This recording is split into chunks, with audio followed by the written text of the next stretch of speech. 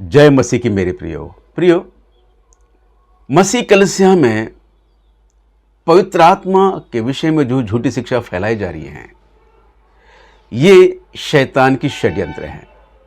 शैतान तो सदियों से ये कोशिश करते आ रहा है कि कलीसिया में झूठी शिक्षा फैलाएं, इसलिए उसने कलीसिया में अपने झूठे प्रचारक और भविष्यवक्ता को छोड़ रखा है। ये सदियों से चलते आ रही उसकी कोशिश है। आज फिर एक बार सोशल मीडिया के द्वारा शैतान ने अपने कार्य को पूरे करने की कोशिश में खरी शिक्षा के नाम पर झूठी शिक्षा देने वाले एक झुंड को खड़ा कर दिया है, जिसका नाम है MMB मूर्ख मंथन बैठक। दोस्तों, और ये MMB का ये जो मूर्ख मंथन बैठक का जो प्रचारक है, ये पूरी कोशिश में लगा है कि अपने पिता शैतान की इच्छा पूरी करे। दोस्तों, मैं आपको बता दूं, हमारा परमेश्वर सत्य है, उसका वचन सत्य है, और एक दिन सत्य की ही जीत होगी।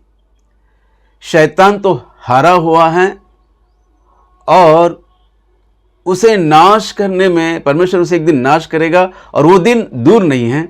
लेकिन हमें सत्य में बने रहना है, क्योंकि परमेश्वर की कलीसिया सत्य का खंभा, आधार और नींव है। और वचन कहता है कि तुम्हारा स्वभाव कैसे होना चाहिए, इसे जांच लीजिए। कैसे होना चाहिए? सत्य की आशा और अभिलाषा में रहना है हमको। तो दोस्तों, अगर आप सत्य के सहकर्मी हैं तो इस वीडियो में अंत तक बने रहिए और इस संदेश को इतना वायरल कीजिए कि लोग झूठी शिक्षा से बचे। पवित्र आत्मा के विषय में जो झूठी शिक्षा फैलाई जा रही है, दोस्तों, ये बहुत ही विशेष या खतरनाक शैतान की षड्यंत्र हैं।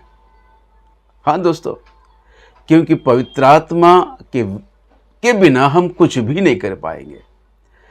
पवित्र आत्मा के बिना, पवित्र आत्मा के विषय में हमें सही जानकारी नहीं रहे तो हम कुछ भी नहीं कर पाएंगे। दोस्तों, तो ध्यान दीजिए, ये जो झूठी शिक्षा सदियों से फैलते आ रही हैं, और आज फिर एक बार इस विषय को लेकर MMB मूर्ख मंथन बैठक का ये जो प्रचारक है, इस पर ज़्यादा जोर देकर कहता है कि हमें पवित्र आत्मा को मांगने की आवश्यकता नहीं है, बार बार मांगने की आवश्यकता नहीं है, क्योंकि हमको पवित्र आत्मा मिल जाता है। जब हम उद्धार पा लेते हैं, हमको पवित्र आत्मा मिल जाता है, और हम पवित्र आत्मा के मंदिर बन जाते हैं। जब पवित्र आत्मा के मंदिर बन जाते हैं तो फिर पवित्र आत्मा को फिर से स्वागत करने की क्या आवश्यकता है, फिर से बुलाने की क्या आवश्यकता है। एक बार आकर हमारे घर में बैठ गया है तो फिर उसका नाम लेकर उसे क्यों पुकारते हो? अगर ऐसा करोगे तो शैतान आ जाएगा।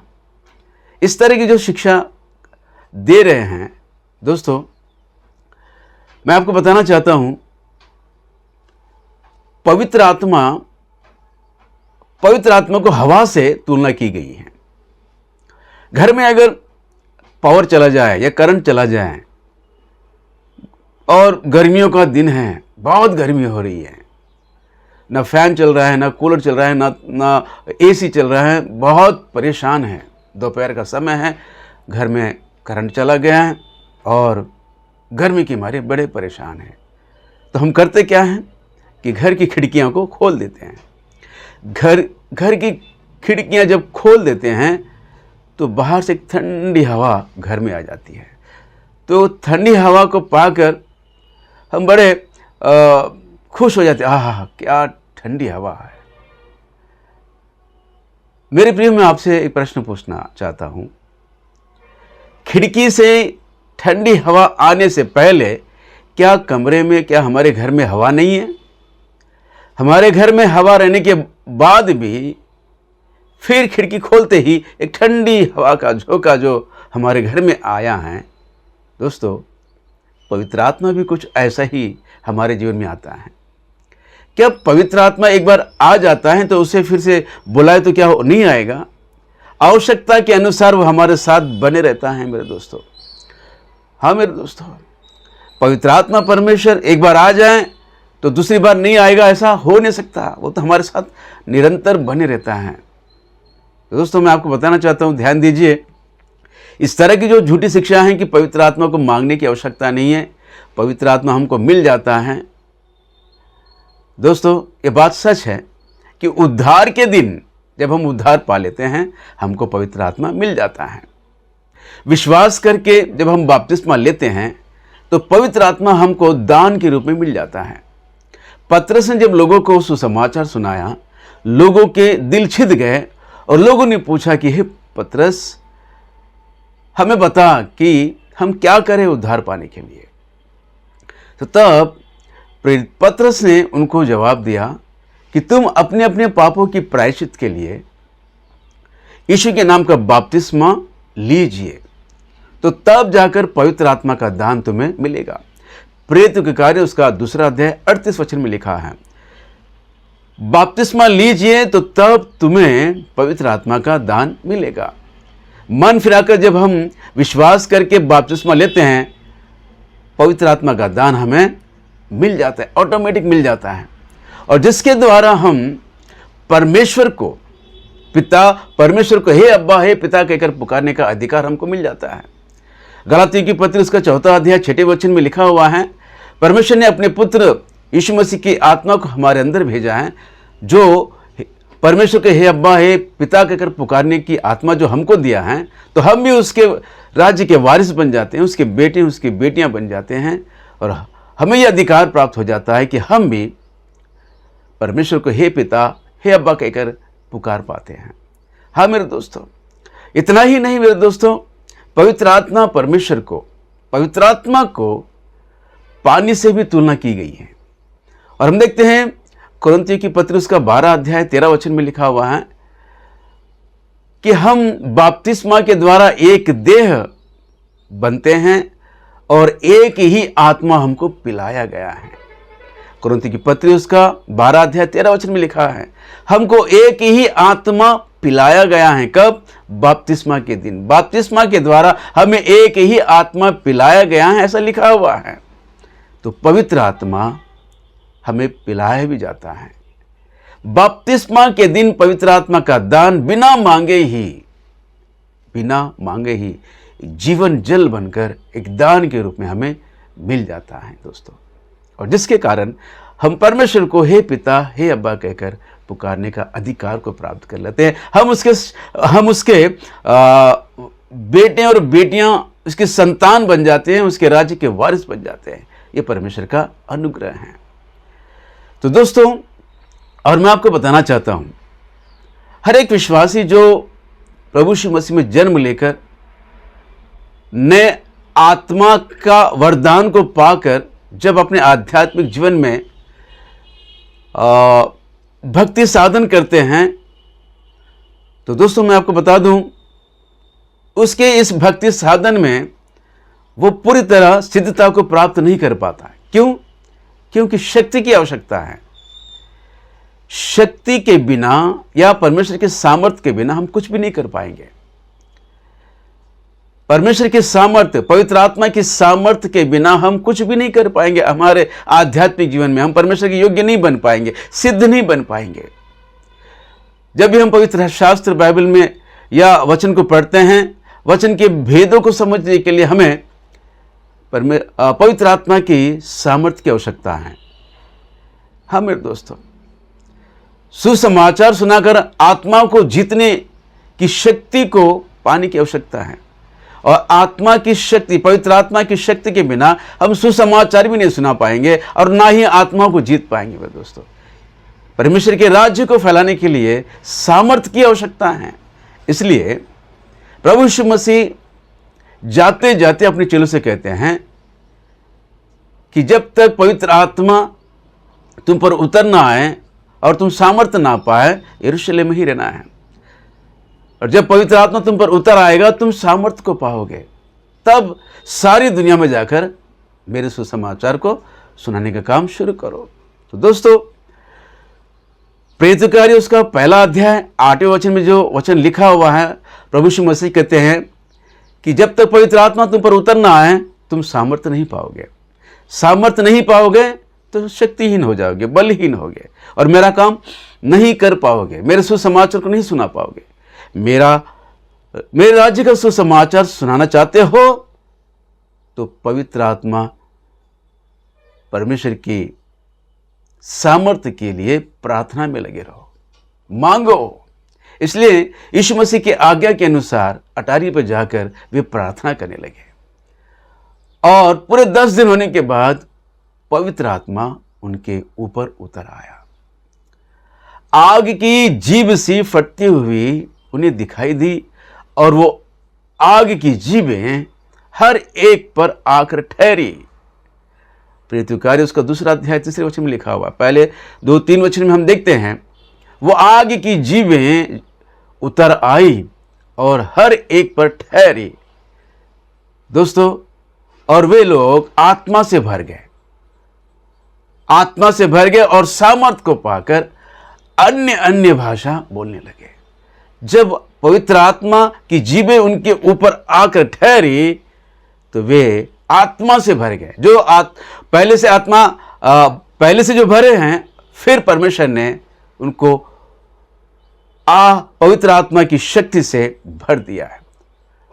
पवित्र आत्मा की आग की जीभें उन पर ठहरी, आत्मा से भर गए और सामर्थ को पाकर वे अन्य अन्य भाषा बोलने लगे। और आज पूरी दुनिया में परमेश्वर के राज्य का सुसमाचार फैल रहा है। मेरे दोस्तों, ये पवित्र आत्मा का सामर्थ का कार्य है।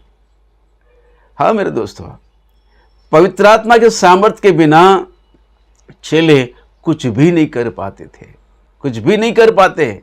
इसलिए यीशु ने उनको आज्ञा दी कि तुम पवित्र आत्मा का इंतजार करो। जब तक पवित्र आत्मा तुम पर उतर नहीं आएगा, तुम सामर्थ्य नहीं पाएंगे। पवित्र आत्मा का उतर आना, दोस्तों, पवित्र आत्मा का सामर्थ्य को पाने की एक बहुत प्रक्रिया है। ऊपर उतर आना सामर्थ्य को पाने की एक क्रिया है। बपतिस्मा के दिन बिना मांगे जो पवित्र आत्मा हमको जो मिल जाता है, वो पवित्र आत्मा का दान है। और मांगने पर जो हमें मिलता है वो पवित्र आत्मा की सामर्थ्य है। इसे ही पुराने नियम में अभिषेक कहा गया है। शमूएल ने जब दाऊद का अभिषेक किया, कैसे? उनके हाथ में तेल की एक कुपिया सिंग था। तेल की सिंग को लेकर शमूएल ने दाऊद को पिलाया नहीं, उसके सिर पर डाला। तो लिखा है दोस्तों, परमेश्वर की आत्मा दाऊद पर बल से उतरा। पहले शमूएल की किताब उसका 16 अध्याय 13 वचन की बात है। दोस्तों, शमूएल ने जब तेल का सिंग लेकर दाऊद पर डाला, उंडेला, तो परमेश्वर की आत्मा बल से उतरते आया है, दाऊद के ऊपर बल से उतरते आया है। और यही कारण है कि दोस्तों, वे अपने जीवन में हर दिन हर पल सफलता को हासिल करते आया है और परमेश्वर के योग्य बनकर परमेश्वर का एक अच्छा सैनिक बना है। गोलियात को मार सका है। टीन एज का लड़का गोलियात को मार गिराया है, पहाड़ जैसे उस शैतान को मार गिराया है। तो सोचो मेरे दोस्तों, उसके पीछे परमेश्वर की आत्मा जो उस पर बल से उतरते आया है, उसे शक्ति मिली है, उसे सामर्थ्य मिली है, तब जाकर वो बड़े बड़े काम करने लगा है। हाँ दोस्तों, हमारे आध्यात्मिक जीवन में हम परमेश्वर के लिए कुछ काम करना चाहते हैं, हम बड़े बड़े काम करें, उसके लिए पवित्र आत्मा की सामर्थ्य की आवश्यकता है। इसे अभिषेक कहते हैं। बपतिस्मा के दिन जब हम उद्धार पाते हैं, बिना मांगे ही पवित्र आत्मा हमको मिल जाता है और मांगने पर पवित्र आत्मा की सामर्थ्य मिलती है। और इसलिए प्रभु यीशु मसीह ने अपने चेलों से कहा कि तुम मांगो तो तुम्हें मिलेगा। किस विषय में कह रहे हैं? पवित्र आत्मा के विषय में। तुम मांगो तो क्या तुम्हारा पिता तुम्हें पवित्र आत्मा नहीं देगा? देगा। दोस्तों, मांगने पर जो पवित्र आत्मा हमको मिलता है वो पवित्र आत्मा की सामर्थ्य है, वही अभिषेक है मेरे दोस्तों। और मैं आपको बताना चाहता हूं, जब तक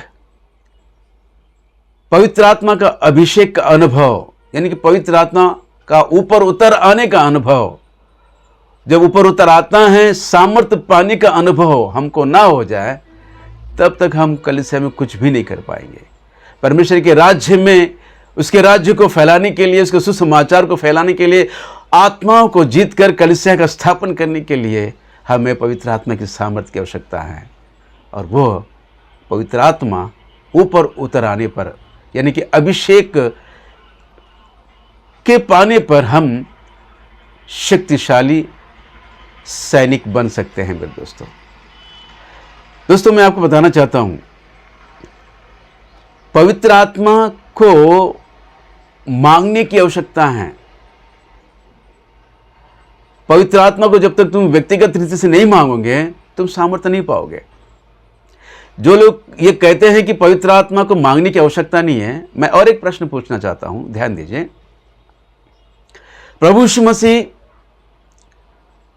वो परमेश्वर का वो जो मेमना है, सारे जगत के लिए क्रूस पर बलिदान हुआ है। सारे जगत के पापों को मिटाने के लिए वो अपने आप को दे दिया और क्रूस पर बलिदान हुआ और अपने पवित्र लहू को बहाया, ताकि लोग उन पर विश्वास करें और बहाए गए उस लहू को स्वीकार करके अपने पापों को धो ले, उद्धार पाए। ये प्रभु यीशु मसीह चाहते हैं। सारी दुनिया के लिए परमेश्वर ने, प्रभु यीशु मसीह ने क्रूस पर अपने आप को दे दिया और बलिदान हुआ है। लेकिन जो व्यक्तिगत रीति से यीशु मसीह को अपनाता है, यीशु मसीह के बलिदान पर विश्वास करता है, यीशु मसीह के लहू पर विश्वास करता है और उस पवित्र लहू से अपने पापों को धो लेता है, तो तब जाकर वो उद्धार पाता है। ये व्यक्तिगत अनुभव है। सारी दुनिया के लिए यीशु मसीह बलिदान तो हुए हैं, लेकिन जो व्यक्ति व्यक्तिगत रीति से प्रभु को अपनाता है, वही उद्धार पाता है ना। वैसे ही पवित्र आत्मा हम सबके लिए दिया गया है। पेंतकोस्त पर्व के दिन कलीसिया पर पवित्र आत्मा उंडेला गया है। यह सार्वजनिक पवित्र आत्मा की सामर्थ्य को परमेश्वर ने दिया है, लेकिन व्यक्तिगत रीति से भी अभी इन दिनों में हमको व्यक्तिगत रीति से पवित्र आत्मा को मांगने की आवश्यकता है, क्योंकि यीशु मसीह ने आज्ञा दिया है कि मांगो तो तुम्हें मिलेगा। क्या मांगने पर क्या तुम्हारा पिता परमेश्वर तुम्हें पवित्र आत्मा नहीं देगा? जरूर देगा। मेरे भाई, मांगने की आवश्यकता है।